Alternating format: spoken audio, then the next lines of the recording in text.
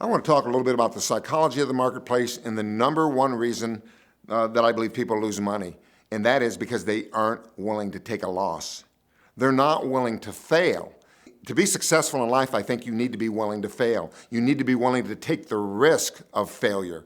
And am I suggesting that you just blindly close your eyes and hope you get lucky? No, not at all. But I believe you have to have a well-defined, calculated plan, but you have to be willing to take the chance that goes with losing money.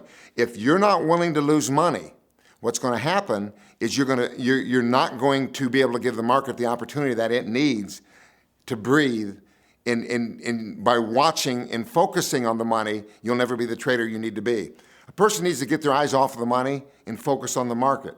Is this the right thing to do? Is this the wrong thing to do? Something that I talk to people about a lot of times is, are you in the hope factor? Are you in the hope stage?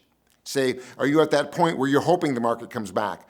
Or do you believe the market's coming back? A lot of times we get in a position and we get behind and we won't take our losses. And initially we're believing the market's going to do something. But as time passes, we no longer believe it's going to go up, maybe, for instance, if we own it. Now we hope it's going to go up. And my question becomes, okay, if you don't believe it's going up anymore, you need to ask yourself the question, am I just hoping, or do I truly believe this market's going to move higher?